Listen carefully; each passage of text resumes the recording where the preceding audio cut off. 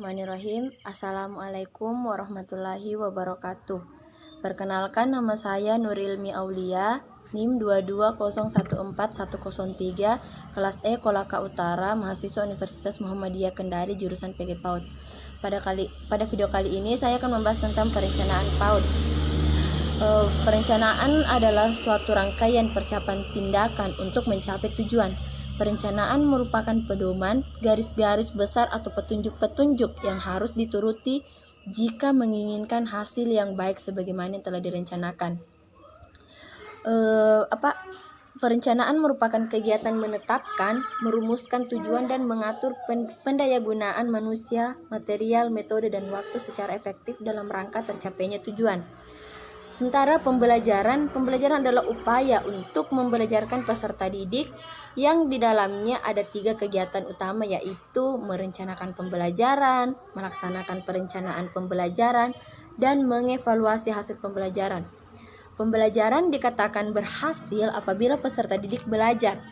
Pembelajaran yang di dalam aktivitasnya termasuk kegiatan untuk memilih, menetapkan model, strategi, pendekatan, dan metode pembelajaran, serta merupakan implementasi dari kurikulum yang telah ditetapkan sebelumnya. Jadi pada hakikatnya, perencanaan pembelajaran yaitu suatu upaya untuk merancang dan mengembangkan setiap unsur pembelajaran, sehingga menjadi satu kesatuan yang utuh, terkait, dan saling menetapkan untuk mencapai tujuan pembelajaran. Pembelajaran anak usia dini pada hakikatnya adalah pengembangan kurikulum secara konkret berupa seperangkat rencana yang berisi sejumlah pengalaman belajar melalui bermain yang diberikan kepada anak usia dini berdasarkan potensi dan tugas perkembangan yang harus dikuasainya dalam rangka mencapai kompetensi yang dimiliki oleh anak. Sebelum membahas tentang perencanaan pembelajaran PAUD, terlebih dahulu kita juga harus mengetahui apa saja komponen-komponen dalam perencanaan PAUD. Komponen-komponen dalam perencanaan PAUD yaitu pertama, program tahunan. Program tahunan merupakan rencana pembelajaran untuk 1 tahun ajaran, yaitu terdiri dari semester 1 dan semester 2. Dalam perencanaan tahunan terdiri dari indikator perkembangan anak dalam 1 tahun ajaran dan tema yang dikembangkan untuk 1 tahun ajaran. Penetapan alokasi waktu diperlukan agar seluruh kompetensi dasar yang ada dalam kurikulum seluruhnya dapat tercapai oleh peserta didik. Yang kedua yaitu program semester. Program semester yaitu perencanaan pembelajaran yang 1 semester yang terdiri dari indikator perkembangan untuk 1 semester yang penggunaannya telah ditentukan minggunya serta telah dikaitkan dengan tema pada semester tersebut. Langkah-langkah pengisian program semester yaitu menginput kompetensi dasar dan indikator, menetapkan jumlah jam dan jumlah tatap muka per minggu untuk tiap pelajaran, mengalokasikan waktu sesuai kebutuhan indikator pada kolom bulan dan minggu, dan memberikan catatan pada kolom keterangan jika diperlukan. Selanjutnya yaitu rencana kegiatan mingguan atau biasa disingkat atau RKM. Rencana kegiatan minggu merupakan penjabaran dari perencanaan semester yang berisi kegiatan-kegiatan dalam rangka mencapai indikator yang telah direncanakan dalam waktu 1 minggu sesuai dengan keluasaan pembahasan tema dan subtema. Cara menyusun RKM yaitu pertama, tuliskan identitas program, mengembangkan rencana mingguan, dan pengulangan materi. Selanjutnya yaitu rencana kegiatan harian atau RKH. Rencana kegiatan harian adalah penjabaran dari rencana kegiatan mingguan, di mana di dalamnya terisi poin-poin yaitu kelompok usia, hari dan tanggal, tema dan subtema, indikator yang akan dikembangkan pada hari tersebut, kegiatan untuk mencapai indikator, dan alat atau media yang akan digunakan serta alat penilaian yang digunakan dalam rangka mengukur ketercapaian indikator. Langkah-langkah menyusun rencana kegiatan harian yaitu pertama, memilih indikator yang sesuai dalam RKM untuk dimasukkan ke dalam RKH. Penulisan indikator diberi keterangan aspek perkembangannya. Yang kedua yaitu memasukkan kegiatan-kegiatan yang telah direncanakan dalam RKM sesuai dengan tahapannya. Yang ketiga yaitu menuliskan alat atau media yang diperlukan dari kegiatan. Yang keempat, memilih metode yang sesuai dengan kegiatan, dan yang terakhir yaitu memilih dan menyusun alat penilaian yang dapat mengukur ketercapaian indikator.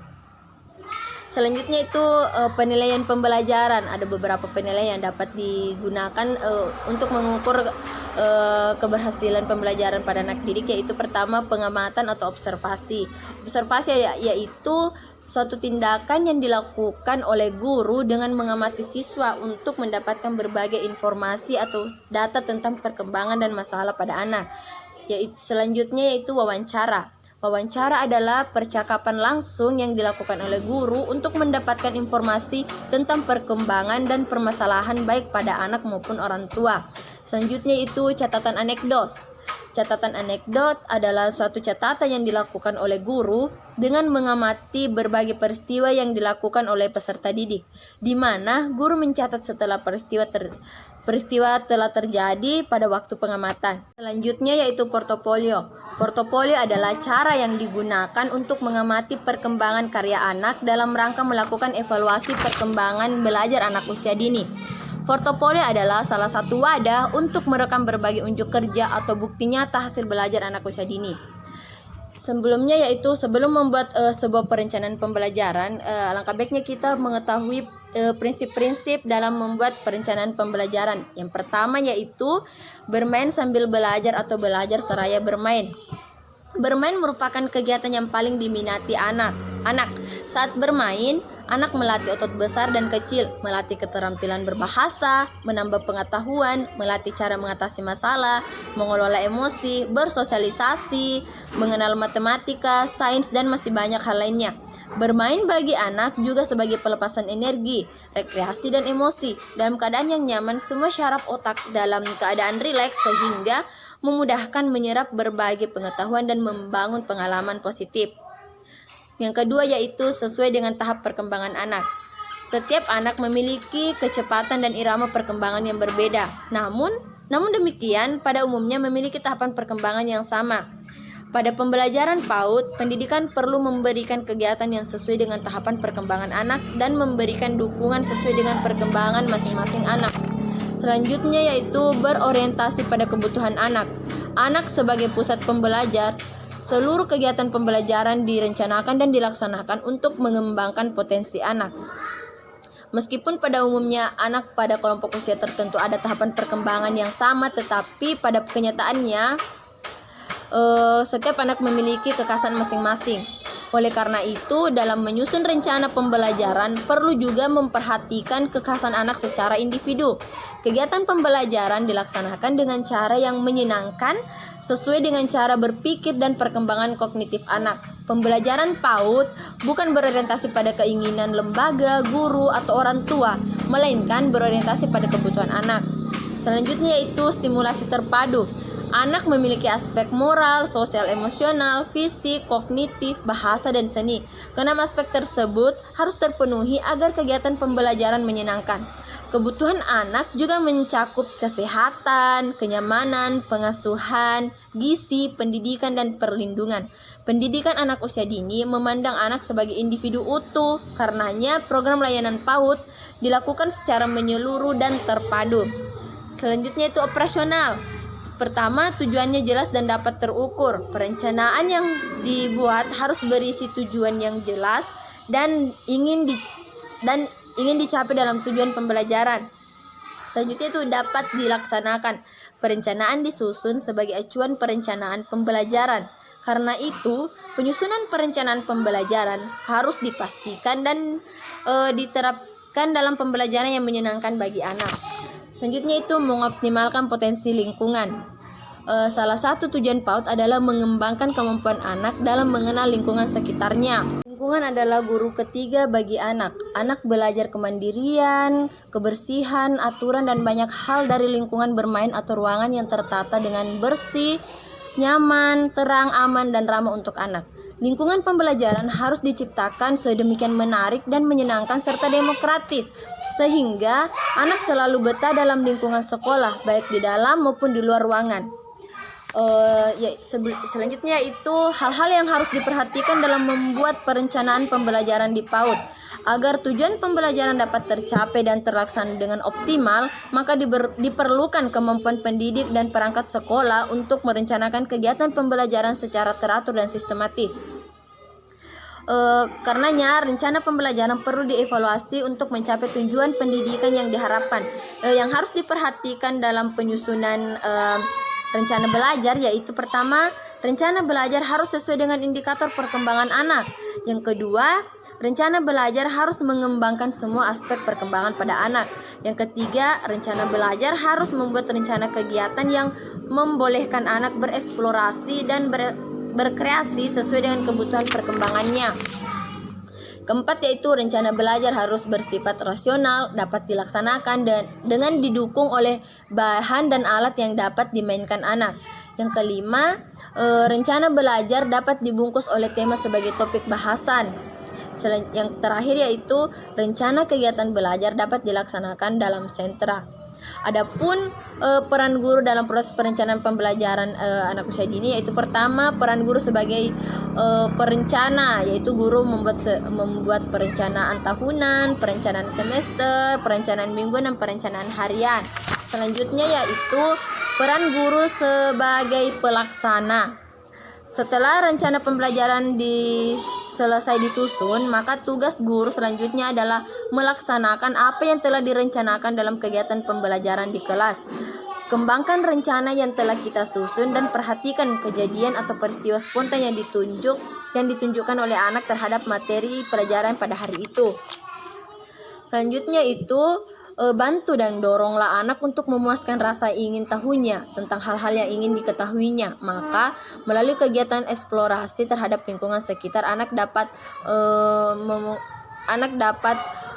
mengetahui apa yang diminatinya. Selanjutnya, adakan kerjasama dengan orang tua atau keluarga secara timbal balik mengenai kegiatan pembelajaran yang dilaksanakan. Informasikan tema kepada pihak orang tua atau keluarga sehingga orang tua ikut serta mendukung pelaksanaan kegiatan pembelajaran. Terakhir yaitu peran guru sebagai evaluator. Peranan guru TK sebagai evaluator adalah melakukan penilaian terhadap proses kegiatan belajar dan penilaian hasil kegiatan. Penilaian dilakukan secara observasi dan pengamatan terhadap cara belajar anak baik individu atau kelompok. Peranan lain yang harus dilakukan guru sebagai pendidik, pembimbing dan pelatih adalah pertama itu korektor, informator, organisator, motivator, inisiator, pembimbing, fasilitator, demonstrator, inspirator, dan pengelolaan kelas, mediator dan supervisor. Selanjutnya itu ada beberapa model-model pembelajaran pada anak usia dini. Pertama, model pembelajaran kelompok. Model pembelajaran kelompok merupakan model pembelajaran di mana anak dibagi dalam beberapa kelompok dengan kegiatan yang berbeda-beda. Yang kedua yaitu model pembelajaran sudut. Model pembelajaran sudut merupakan model pembelajaran sudut-sudut kegiatan sebagai alat pembelajaran yang disesuaikan dengan tema yang akan digunakan pada saat itu. Yang ketiga yaitu model pembelajaran area. Model pembelajaran area hampir sama dengan model pembelajaran sudut. Hanya saja model pembelajaran ini lebih menyediakan kesempatan kepada anak untuk memilih kegiatan sendiri sesuai dengan minatnya dan mengutamakan pengalaman belajar secara bermakna. Terakhir yaitu model pembelajaran sentra. Model pembelajaran sentra atau yang lebih dikenal dengan Beyond Center and School Time merupakan model pembelajaran yang berpusat di sentra bermain dan ketika anak berada dalam lingkungan. Sebagai kesimpulan, yaitu perencanaan yaitu suatu rangkaian persiapan tindakan untuk mencapai tujuan, sedangkan pembelajaran adalah upaya untuk membelajarkan peserta didik. Jadi perencanaan pembelajaran ialah suatu upaya untuk merancang dan mengembangkan setiap unsur pembelajaran sehingga menjadi satu kesatuan yang utuh. Sementara itu, kegiatan perencanaan pembelajaran di PAUD sangat penting untuk menentukan arah dari proses pembelajaran agar tercapainya tujuan yang diinginkan.